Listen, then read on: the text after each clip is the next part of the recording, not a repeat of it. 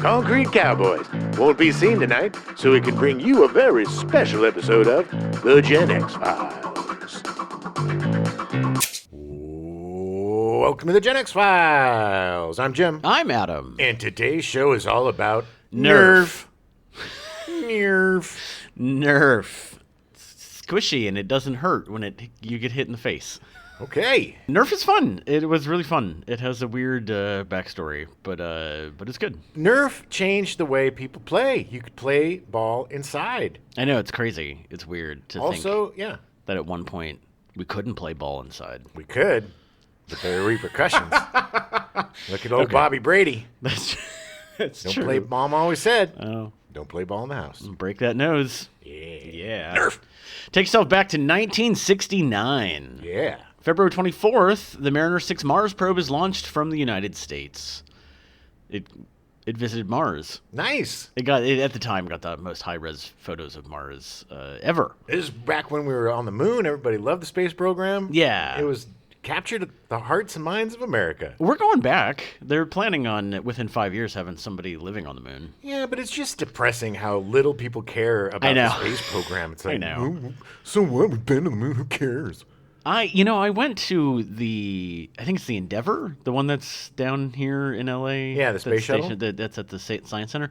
My parents were in town. I took them down there, and it is impressive. You really want to get back into the space program? Go hang out underneath the Endeavor for a while. Yeah, your folks were talking about it a lot when you got back. It was cool. It's really cool. That was. I'm very excited to see it. I like space. Yeah. It only took me 10 years to get there. One of my very first memories is watching one of the moon landings. I think it was a 72. Oh, yeah. I remember. Wow. I totally remember sitting there. I remember the TV. I remember all of it. My first memory of the space shuttle program was a lot worse than that. Because it was 1986, and the Challenger didn't make it. Yeah, but you were old enough to know what was going on in 76.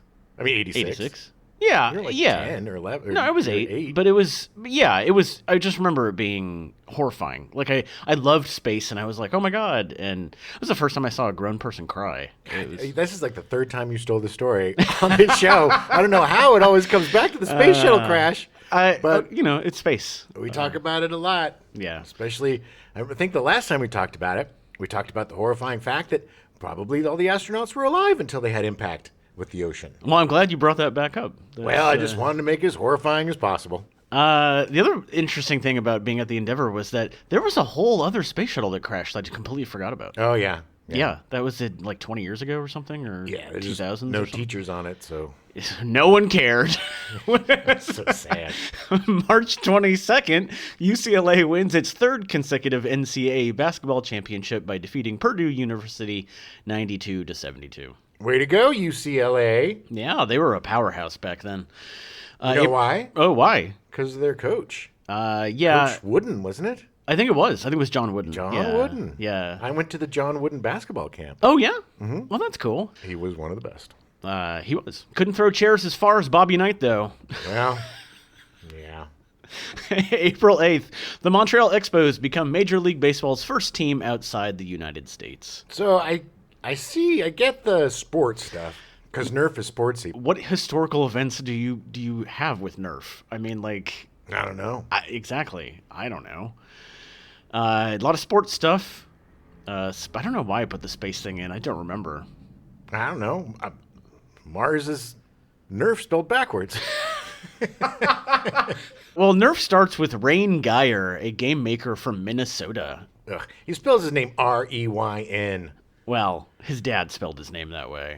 He's Rain Geyer Jr. So, yeah. You. So, They should let that name die. No, although I kind of like it. I mean, Rain is an interesting name, and it's spelled like it's like it looks French, but it's not. It seems like a French porn name. I'm a rain Geyer. What I do to the guys. Oh, okay.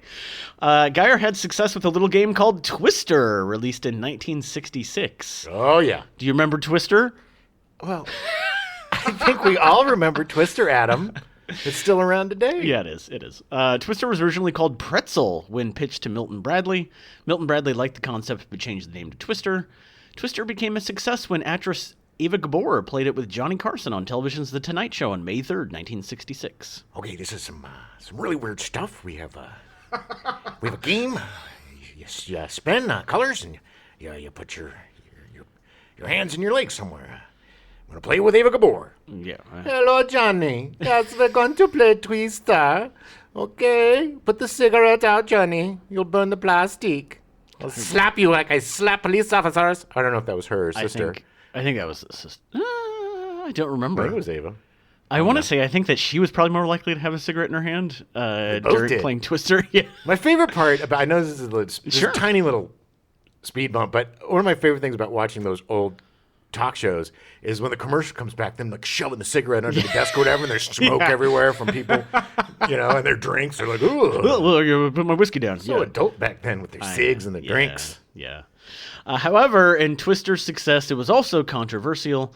The company that produced it, Milton Bradley, was accused by its competitors of selling, quote, sex in a box. Yeah. Because, if you touch another person, you have to have sex with them. That was the original name of Jack in the Box, but not the restaurant, but the... Actually, it was the restaurant, too. They just decided to make burgers instead. And then what would pop out? Sex. Mm-hmm. Just wieners. Pure sex. Wieners. For you, it was wieners. Yeah. Yeah. Sex. Yeah. That accusation is speculated to be because it was the first popular American game to use human bodies as playing pieces. Nice. It promoted sex. Well, I mean, come on. Naked Twister. Everybody talks about that. Oh, I 100% guarantee there were lots of Naked Twister games happening. It's not attractive, and It was always not the comfortable, hippies, and they didn't wash in a long time. Really? Yeah. Yeah, pulling their Twister Yeah. game out of their It's backpacks. The one plastic thing they owned was the Twister game. Okay. The Dirty Hippie Twister documentary. You got to watch it. I think it's on Netflix. Oh, God, if it's not, it will be soon. In Smell-O-Vision. In 1966, Twister was licensed to Nintendo for the Japanese market, where it was released as Twister Game. Clever.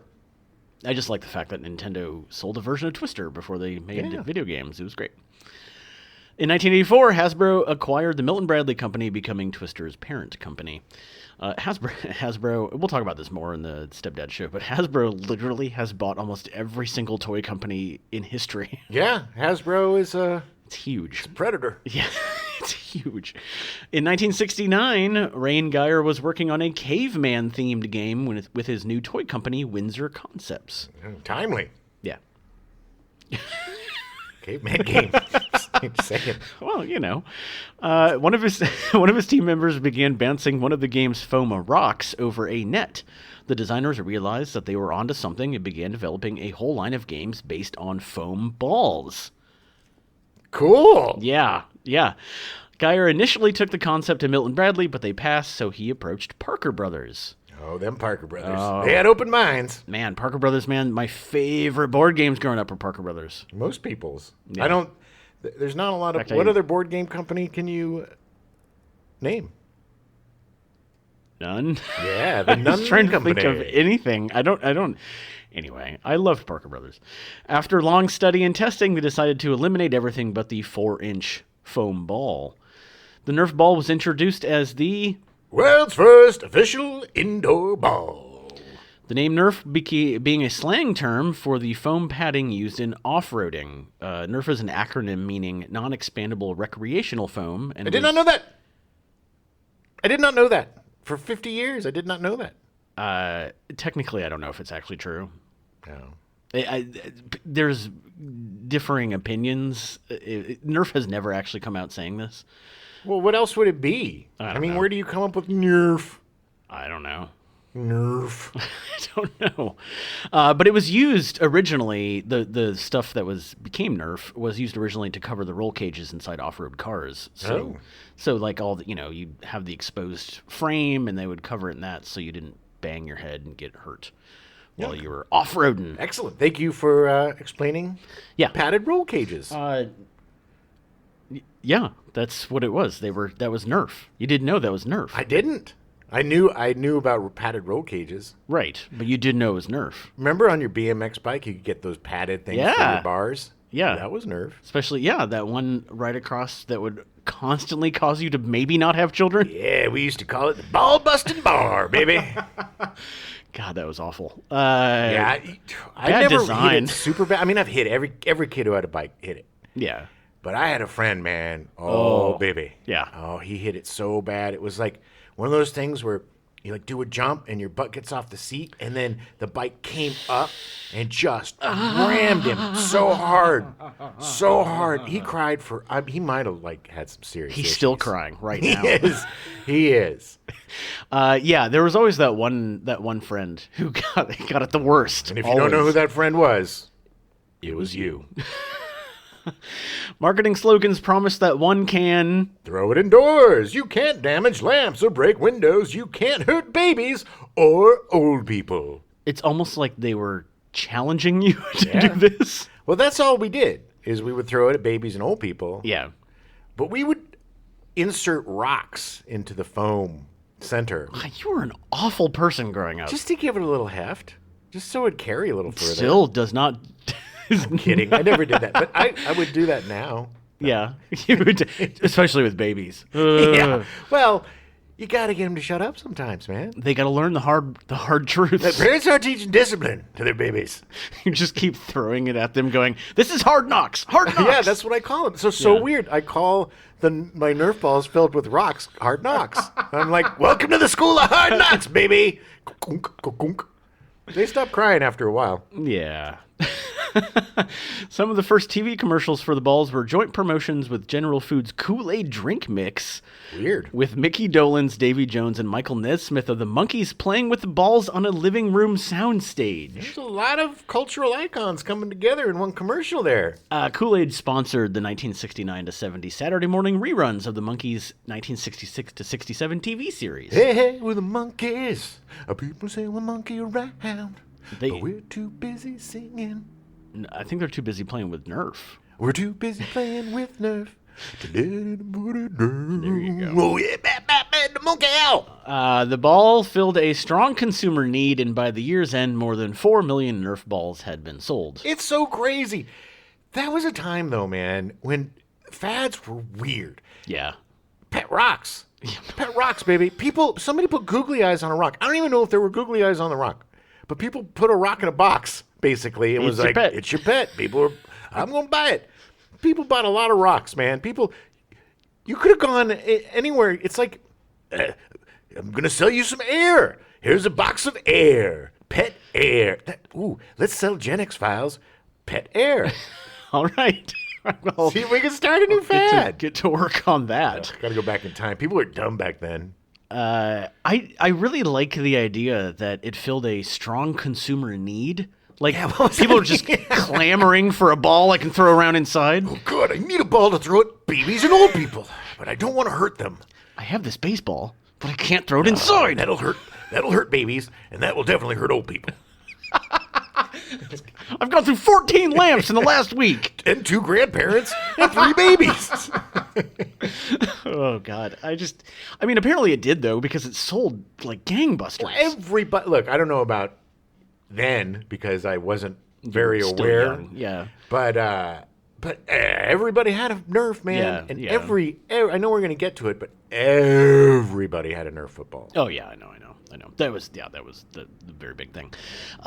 In fact, it sold so well that the 4-inch ball was followed by a large version called the Super Nerf ball. Super Nerf ball. It was a 7-inch ball and marked as... Competition size. What does that even mean? Hey, look, if you're going to compete in the dog-eat-dog world of Nerf, you're going to need something a little bit bigger. This ball came out like 10 months after the original ball. Well, had they set up yes. competitions by Yes. then? By then, there was a professional Nerf league. I But mean, the balls were they needed something more competition-sized, Adam. It's brilliant marketing because I'm sure everybody was like, what? Mom, I have to compete. Mom. Yes? Mom, Yes, Jim. Mom, I need a Nerf competition-sized. But you have a Nerf. Yeah, but Mom, it's not competition-sized. You have a Nerf at home. But it's not a competition-sized, Mama. Mama, I gotta compete. How much bigger is it? It's 7 inches. It's competition competition size ball. I'm gonna have it. I'm gonna die. Yeah, I mean that literally was a look into the window in 1969 of every kid wanting a competition-sized Nerf ball. Yeah.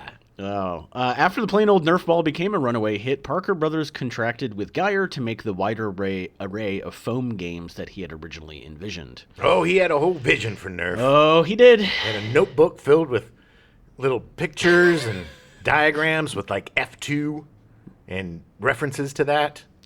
F2? Yeah, see F2 in the glossary Yeah. about dimensions and things. Yeah. Yeah, it was his notebook. Probably accompanied by drawings of cavemen because that's all he could draw. Well, he still had an obsession. Yeah, he did.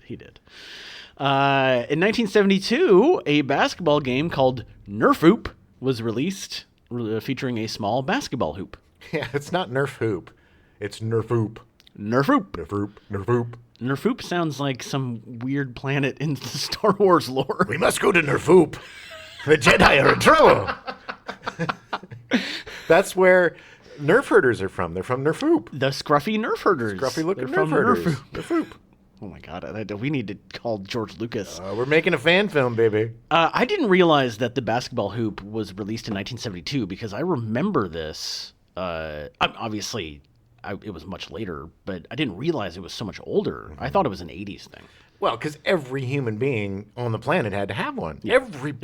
Everyone had a hoop on the back of their door. Oh, and a yeah. Nerf thing. Yeah.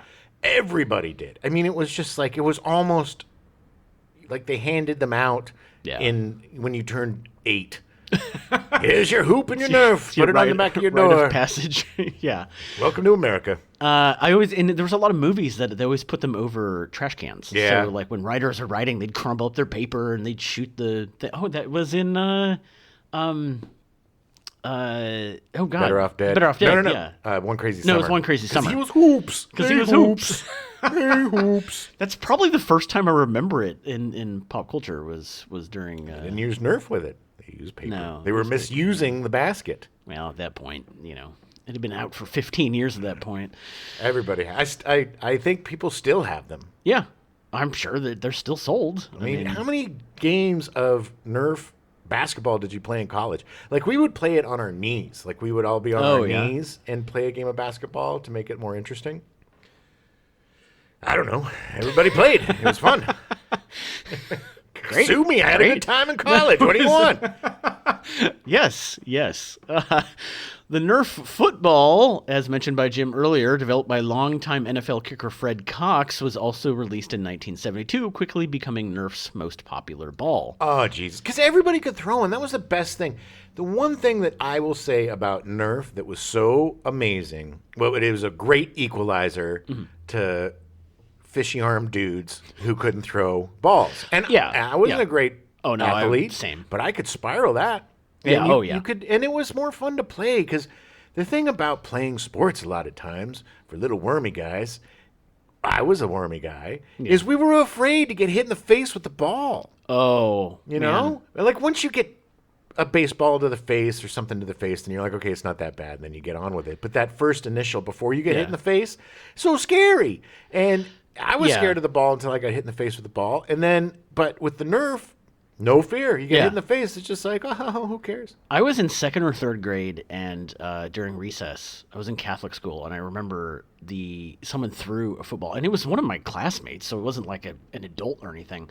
But that thing spiraled down, and my back was to them, and they were like, "Look out!" And I turned around, and it hit me square in the solar plexus. Oh my God. And I went down, and I thought I was dying. Holy crap! Like I could a not. Real football or yeah, Nerf? a real football. Oh man! I could not catch my breath. I was like 7 or something, and I literally thought I was dying. You're lucky they didn't break off that tip of your sternum and It was shove bad. it into your heart. It was bad. But after that, that's part of the reason I didn't play sports, because it just freaked me out so bad that I don't was blame like, you. I got popped.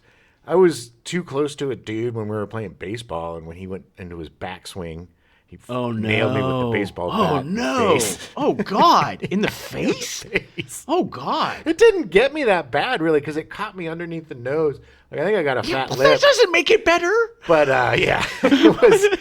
That kind of stuff happened all the time, man. Like, I remember so many kids got like broken, at least fingers, but a lot of broken arms and stuff in recess. Like, recess was a danger zone. It was.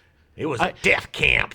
Not shortly after that, but a few years after that, my brother was into Taekwondo, which he's still heavily into Taekwondo. He's very good at martial arts. But I was like, no, I'm going to try this. And like the second day I was in training for Taekwondo, my brother did a spinning kick and broke his wrist on somebody's head. And I was like, you know what? I'm good. Yeah. Like, I'm good. Yeah.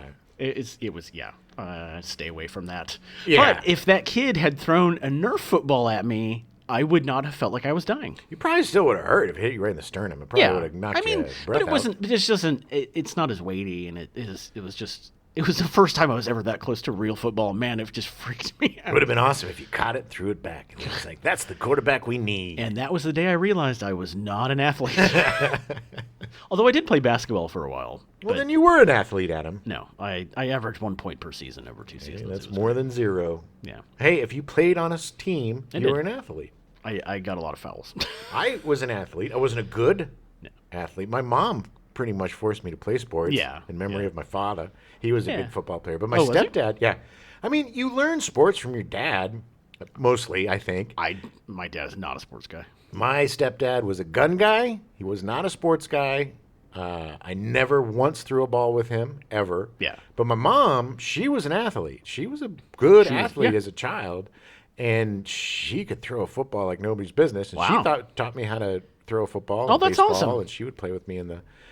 Oh, that's awesome. So that was like, I had a lot of respect for female athletes at a young age because my mom. Your mom was was good. My stepdad was a dumpy dumps, sitting there watching his gross movies. No, not gross movies. He had a good taste in movies. Yeah, my dad was not a big sports guy. He liked NASCAR. That was his. He liked cars. That was his big thing. It's either guns, cars, or sports. Yeah. Sometimes all three. Yeah, it can be for sure. And that's not the guy you want as a dad. Guy who's guns, sports, and cars. Woo.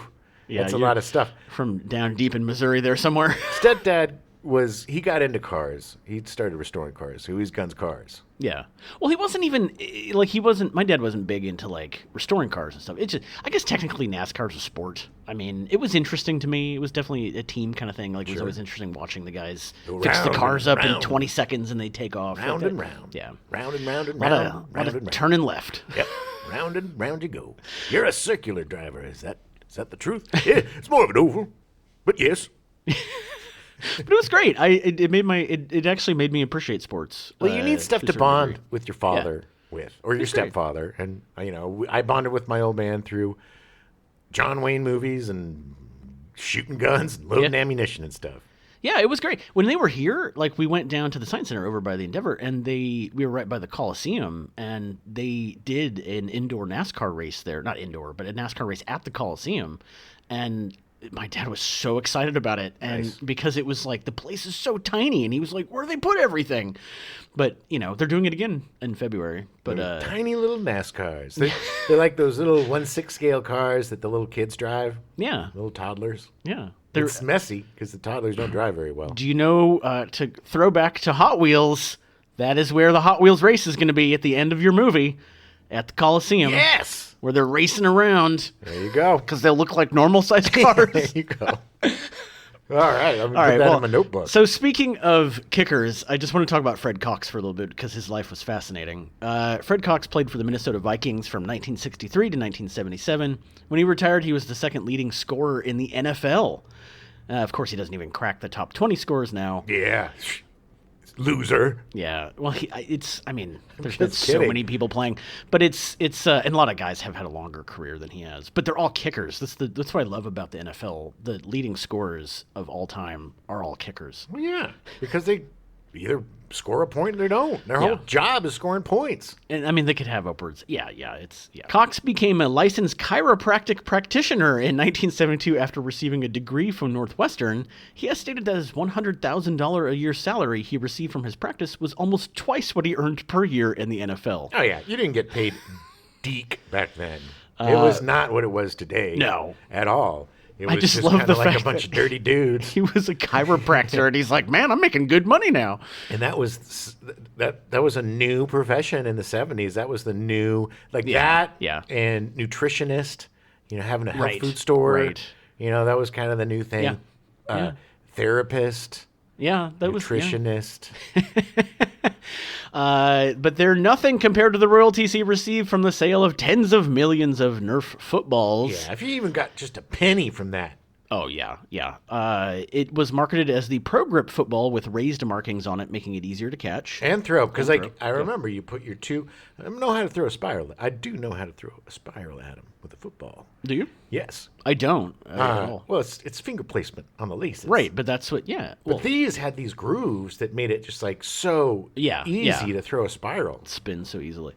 The Nerf football actually represented a bit of a technical change for the product line. Parker Brothers made the original Nerf balls by spinning foam on a lathe and cutting it with a piece of hot wire. Sexy. Yeah. Making the football, on the other hand, entailed pouring liquid foam into a mold. The resulting ball had a thick outer covering that helped it behave like an ordinary football. Yeah, and then it would always crack. And then you start, it was like a scab, man. Once you got that first peel, then you started peeling it all off. Yeah. And then, and then it... Ma'am. Yes. Ma'am. Yes. I need another Nerf football. I picked all the coating off of it. We have a Nerf football at home. No, I picked the coating off of it, Mom. It doesn't work anymore, Mom. Why would you do that? I don't know, because I got... Because you and Dad got divorced.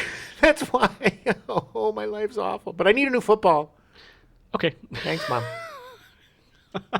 By the time the 80s rolled around, Parker Brothers had started making things like Nerf pool, Nerf ping pong, and of course, Nerf table hockey. Yeah, none of those really took off.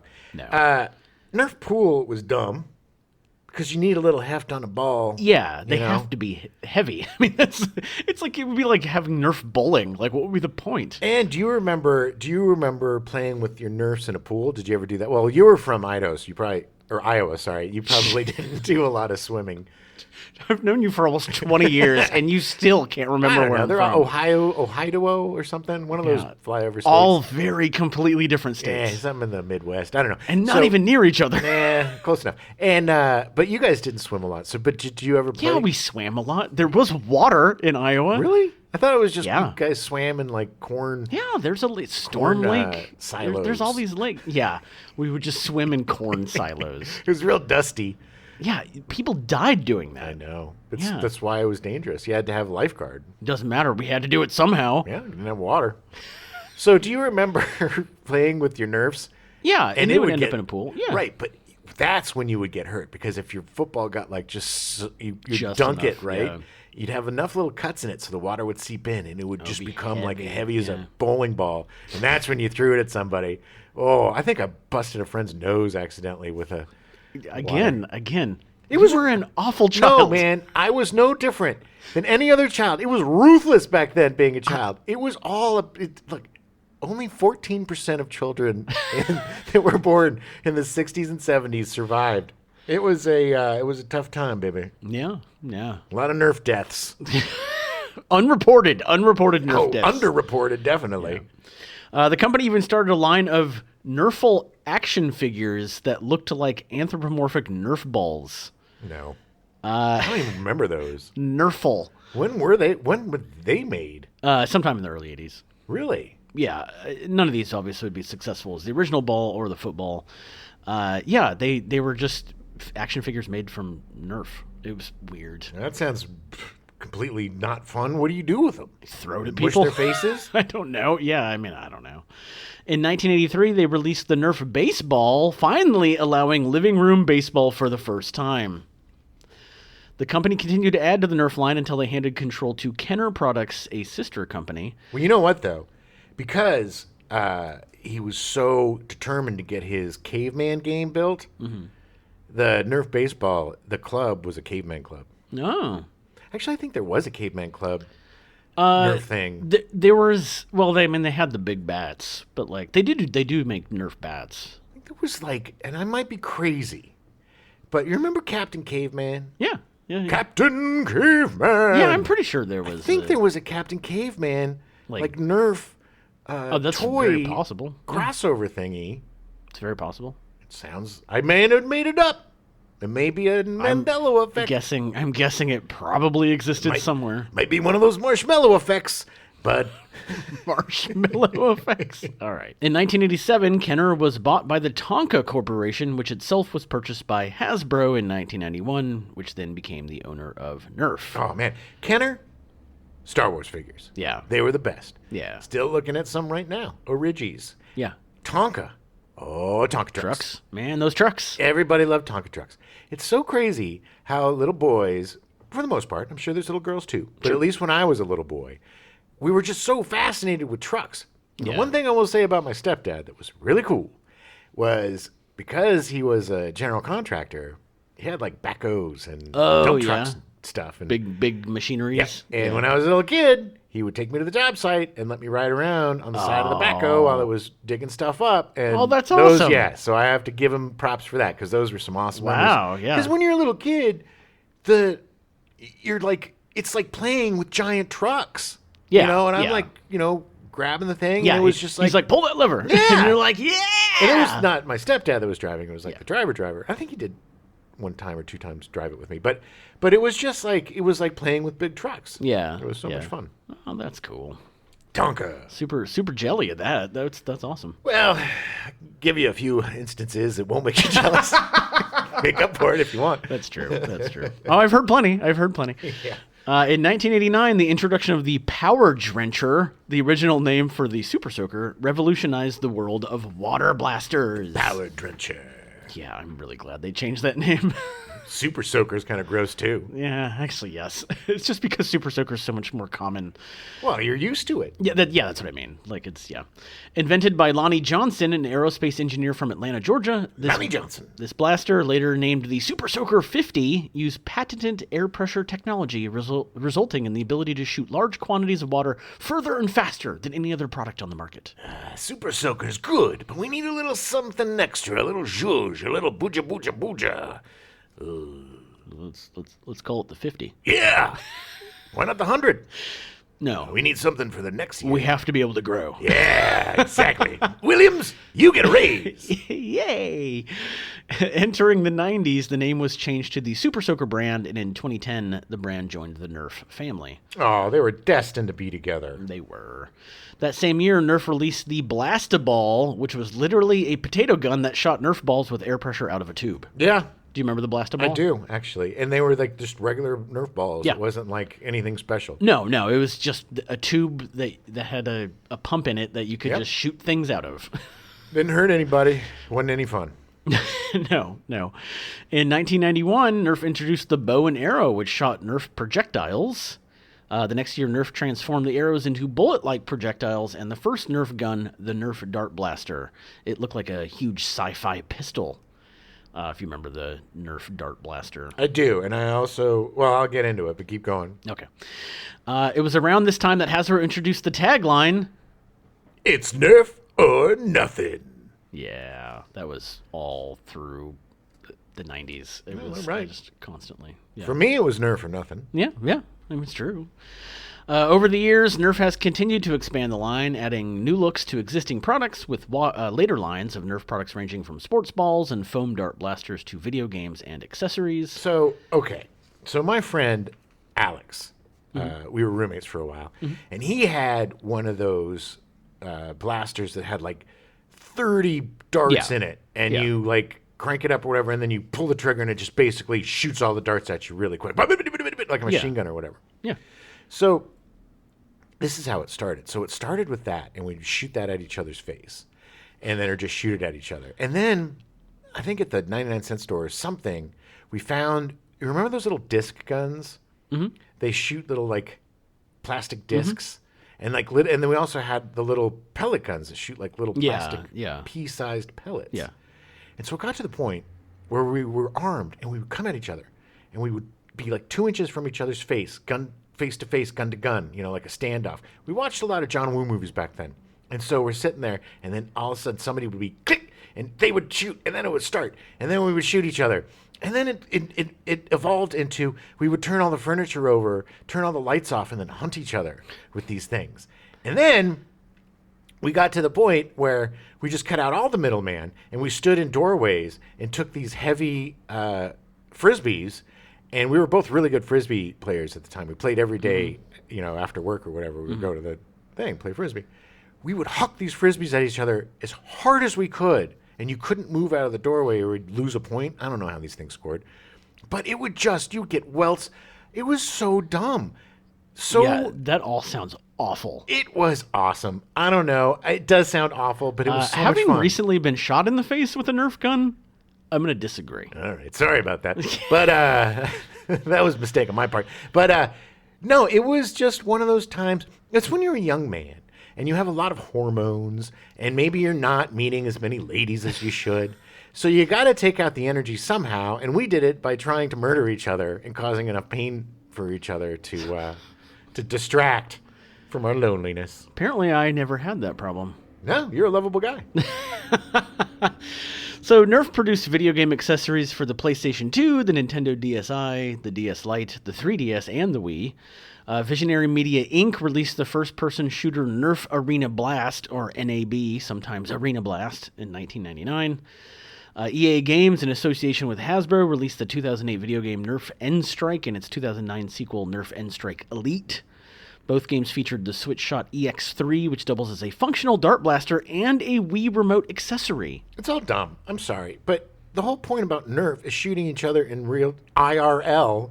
Well, that's what the Switch Shot EX3 Well, yes, you functions have as both. It's got double duty, but what I'm saying is a Nerf video game just seems really dumb. It's like, to me, a video game where you read a book or something. It's like, it's something so much better in real life that seems to, diminish if you're doing it in video games. I was never a big fan of any Nerf video games I played because of played. that main reason. Yeah, because Nerf is all about connection, man. Nerf is Yeah. about playing with somebody else. And Right. Nerf, the beauty and the wonderful thing about Nerf is that it gave people that were usually not the greatest athletes a chance to be better or a chance to at least Right. play. Right. And everybody could play with Nerf. Everybody could throw a Nerf football. And if they couldn't, by the end of the day, they could. Right. That was what was beautiful about it, is because we all could have fun. Yeah, and it was, a lot of people, they don't throw a baseball or they toss a football because they're just afraid of getting hit. Or they just don't know how to throw a football. It's not easy. You don't have to worry about Yeah. it with Nerf. You can get hit in the face. And it may sting a little bit at first, but it's not going to be like a baseball to the face. Exactly. It's less fear. It's more fun. It's more inclusive. Yeah. In June 2019, Raw Thrills released the Nerf arcade game, in arcades everywhere.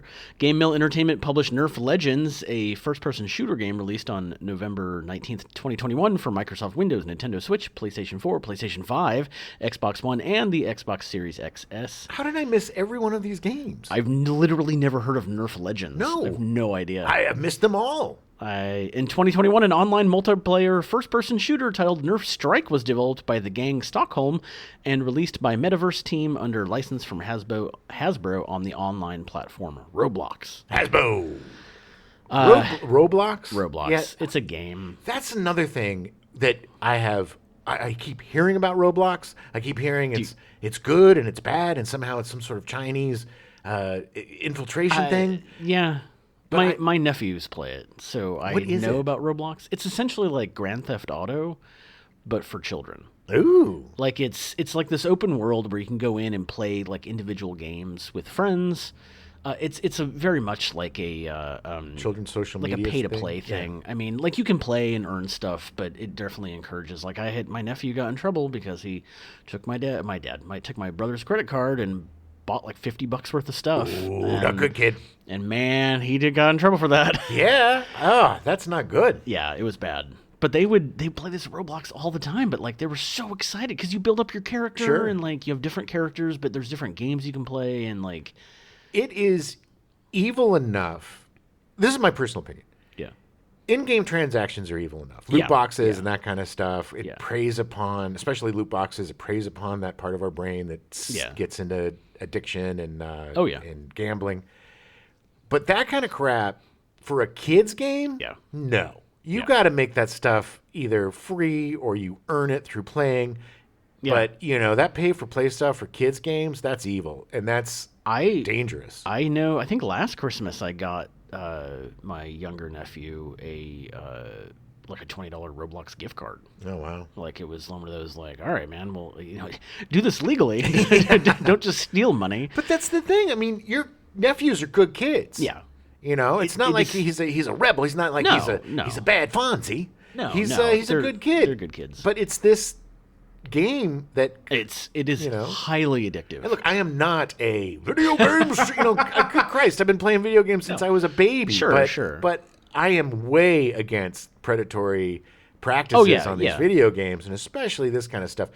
Because kids are more susceptible to it. Plus, it's like, well, my friends have it. All my friends are leveled up to level 15, and he's if got I don't this get up to 15, thing. Yeah, he's got this thing that I can't earn for another 3 weeks. I'm like, I need it now, or I can't play with them. Right, They're moving on without me, and it gets to this situation where it's like a class system, and it's a bunch of BS. When I found out a couple years ago they were playing this, and the whole oh yeah, you can earn it, but it's much easier just to buy it, and their attitude was just, we're just gonna buy it, and I was like, how lazy. As an uncle and as a video game player, I was like, no, you earn it. Well, look, play the game and earn it. We play Grand Theft Auto Online, and that is probably comparable to that because you can buy shark cards, and people can pay real money to get fake money to buy houses and cars and guns and whatever that you need.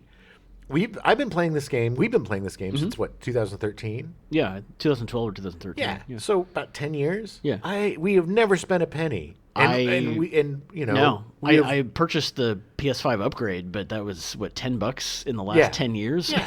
I mean, we buy the game, but I'm saying you never bought a shark card or never had to pay to play to because they have these updates every twice a year. Yeah. With usually there's a property to buy or something, stuff, so you can do a heist or whatever. But as long as you play the game, you'll make the money. You can, and that's the point. You should be having fun playing the game to make the money. Yeah. How much fun is it if you drop $300 in to get a shark card and then you buy everything? It just seems really empty. Hey, look at all your cool digital stuff. Yeah. I mean, look. It's like, what? Okay. This is so silly, but I remember when I bought a yacht. I remember when we all bought yachts. Yeah. And our friend Mike was the first person to buy a yacht. And I was like, is it cool? And he's like, look, really not a lot to do with it. Yeah. But I kind of feel like I won the game. Yeah. Because you earned a yacht. Yeah. And it's stupid and it doesn't really do anything for the game. But it's just one of those things. It's kind of fun. But if I would have, spent $200 getting three, to buy a yacht would have probably cost you, what, $400 or something? Yeah, it's around that. Real money? Yeah, real money, $400. I mean, you can't buy a yacht for $400 for real, but yeah, to translate that money into the GTA money, it would be between $300 and $400. Yeah, which is crazy. So anyway, it's bad enough to do that to adults, but to do it to children, and hearing, what happened with your family, that's just awful. It's funny because to me, hearing Mike talk about winning the game, to me, the winning the game was when we figured out how to essentially game the heists and make money. And I was like, oh, now we're doing it. Yeah, yeah. But we still are doing the work. It's still fun. doing the work. I mean, look. You can do this thing called the Cayo Perico heist. Yeah. And you can do it by yourself or with your friends, and you can pretty much set it up in an hour. And you can be making upwards of $1 million to $2 million every hour. Yeah, every hour or 2 hours. So, in GTA money, not in real life. Yeah. Oh, man, that'd be great. But yeah, anyway, I mean, it was fun. It's fun. Yeah. But yeah, it's much better to be earning it rather than But it's sad that the kids would just rather buy than actually play the game to earn it. They just didn't have the experience of having to earn it, It was like, okay, well, and they're actually very regulated with how much screen time they get. So the hour of the day they get to play the game is not enough for them to earn up to what they want. Right, so they gotta, It's different. I get it. Yeah. In 1998, Hasbro purchased Tiger Electronics, including the Laser Tag brand. Laser Tag. That's what we bought. We had the Tiger Electronics. Tiger Electronics. Laser Tag Larry and I. It was really big in 85, 86. Yeah. I think it was probably 84, 85 that we bought it. Yeah. For each other for Christmas. Laser Tag was bankrupt by 87. Yeah. Well, there was a reason why. It was horrible. I don't know why Laser Tag Larry still plays it today. And he wears that weird thing around his does he just all the time? Yeah. His sensor? Yeah, and it just goes off occasionally. When he's at the grocery store, the laser set it off. He's like, I have to lay down now. I'm sorry. He doesn't take it off. He goes through security. It's just really weird. He's dying on a hill that nobody asked him to. It would be a great SNL skit of a guy wearing that, and just every time it beeps, he just lays down. He's like, well, I have to lay here for 20 minutes. Yeah, I'm dead. It's the rules. We played that maybe once or twice Oh, yeah. Laser Tag Larry And does now not... Laser Tag Larry is Laser Tag does Larry not- forever. doesn't deserve the moniker. Nerf branding replaced the labeling on all products in production beginning in 2012. In August 2012, Hasbro released the all-new Laser Tag line, which allows users to integrate an iPhone or an iPod Touch unit with the blasters. So you could literally, it was like having an app connected. It sounded really cool now, Sure. being 10 years It's later. the same. So it's a little more accurate when it goes, meh, Yeah, and yeah. you're still getting shot. You still have to tag. The associated Laser Tag app converts the smartphone into a HUD unit, which displays power levels and an online leaderboard. Okay. It's like a video game in real life. Nerfs. The app also offered augmented reality, unlockable attacks, and gear. How's that doing now? Is it doing really well? They're still making it. I mean, it's still out there, but I don't think it's as popular. Well, anything that gets the kids running around and playing with each other, Exactly. I'm down for. Exactly. You know, it's like it's much better to play laser tag in real life than to play the laser tag video game. Yeah. Which I can't imagine would be any fun. No, it would not be.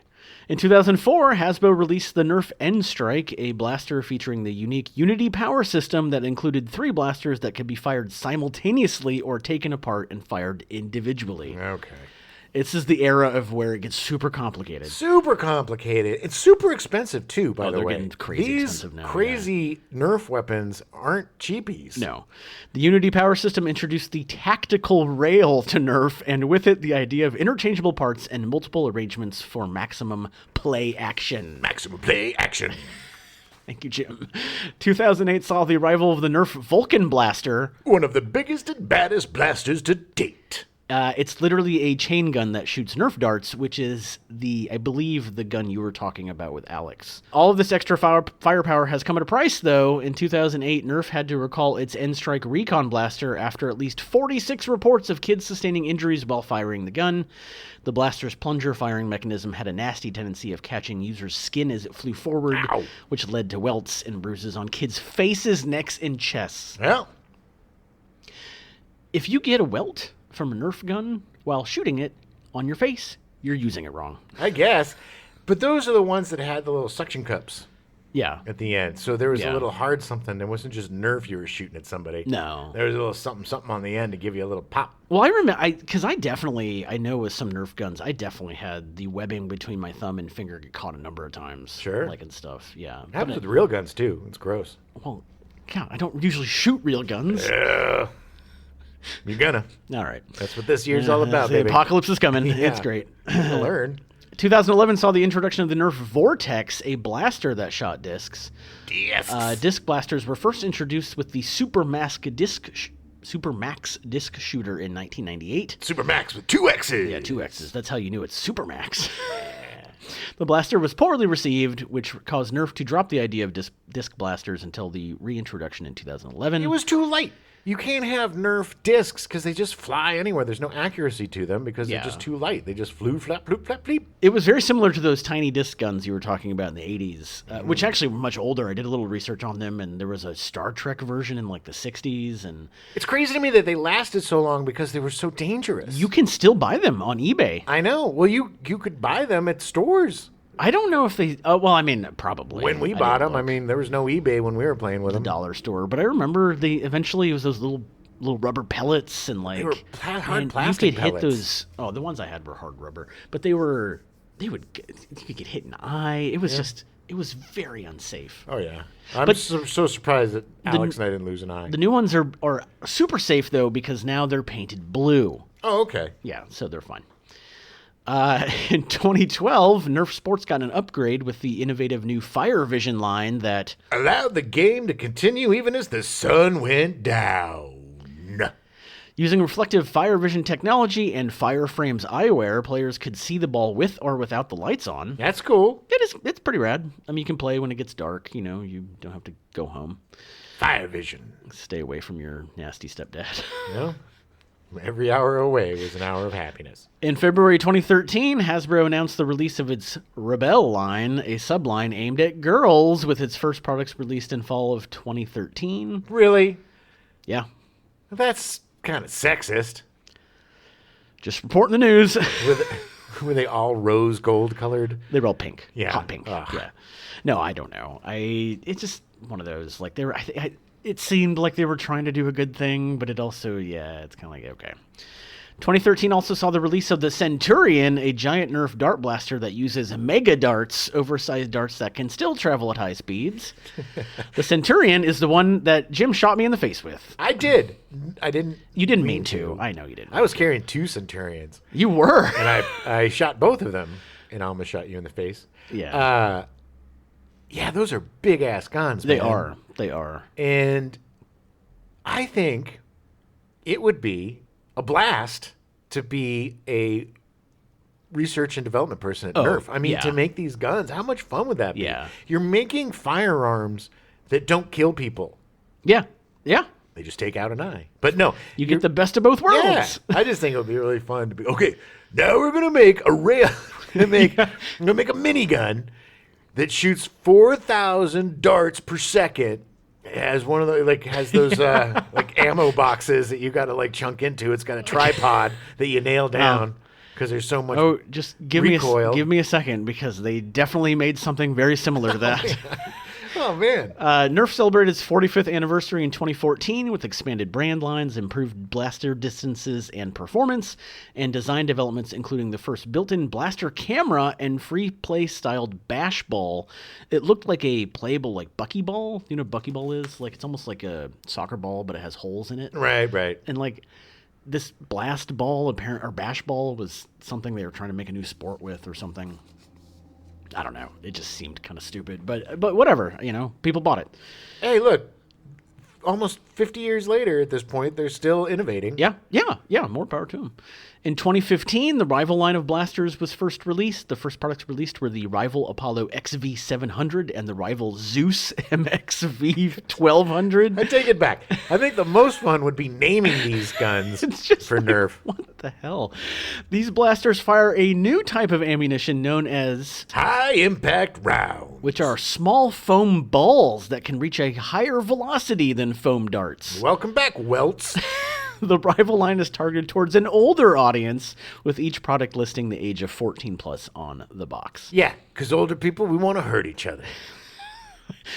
In 2016, Nerf developed its first remote-controlled blaster drone, the Nerf N-Strike Elite Terra Scout RC drone. Good Lord, and how much was that?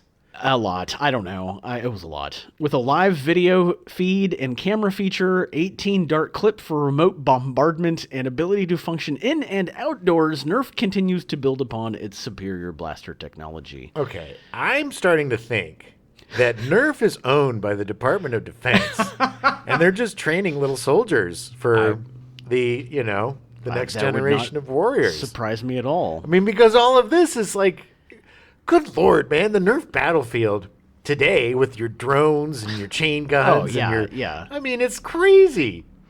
Definitely at this point one can ask, what is too much? I definitely think the Nerf N-Strike Elite Terra Scout RC drone is a little too much. I don't know. In 2019, Nerf released the Nerf Ultra, a blaster that could shoot darts 120 feet. Oh, that's so dangerous. In 2021, the Hyper line of blasters was announced. Initial products include the Hyper Rush 40, Hyper Siege 50, and Hyper Mach 100. Hyper Mach 100. Hyper rounds are similar in design to Rival rounds, but are smaller and made of a thermoplastic elastomer material that is more rubber-like than the foam used in Rival rounds. And recently, Nerf has come up with a new ammunition made out of metal that you use a small explosion and some powder to push the metal thing out of a copper tube and through the gun, and it shoots thousands of feet. It goes really far. Stevens, why did we never think of this before? I don't know. It hurts, though. Hurts real bad. I need the hospital. No, Stevens. Well, regardless, the annual sales for Nerf continues to hover around the $400 million mark every year. Of course, people are never, ever going to tire of shooting at each other. Yeah. Kids are never going to tire of shooting at each other or having guns. I mean, look, it is in our DNA. Yeah. Guns in this country. I'm surprised that with your baby blanket, you don't get a little gun. It's just like this is the way. And look, Nerf is fun. And we all started out with the balls and stuff, and they still sell the footballs and the baseballs and all that stuff sells really well. It's still very high selling. It's not just the guns. No. And the drones and the Nerf aircraft carrier. And your own Nerf helicopter. The Nerf 16,000 nuclear silo. It shoots a 400-pound Nerf glob almost 3,000 feet. Nerf is great. It's so much fun. It is dangerous. I will have to say, a Nerf thing that shoots 120 feet. That is crazy. Considering that people are going to shoot somebody at 3 feet with something that goes 120 feet. That's some velocity. That's going to hurt no matter what. And but a tiny little not Nerf plastic ball. Like you're at the point. When does it not become Nerf anymore? Right, exactly. I mean, even when they put the suction cup ends on the thing, it's still not really Nerf. And the one that I shot you in the face with, the reason why it hurt so much is because there were like little hard plastic tips. The end was just a little more dense than the rest of it. So it was like maybe 12 feet from you, which is way too close to shoot. To be honest, I was surprised you had that good of accuracy. Surprised we didn't get fired. But still, it's still fun. Look, I know it was a horrible thing to do, but the second that I shot you, I loved it until I almost killed you. Yeah. Then I felt really badly. Screamed at you. But it's like all day. It was their fault for bringing the darts, first of all. That don't is disagree. too much of a temptation. I know. For a child like me. Yeah, no control. I was shooting the darts, and I was like, I got to shoot him. But I just picked the wrong moment, I think. That wasn't the first time you shot me that day. You shot me outside, but it was from far enough away, and it just like hit me in the stomach. And I was like, oh, okay. No, it was a much safer. I think it was because you literally go at him, and as I turned around, you shot me.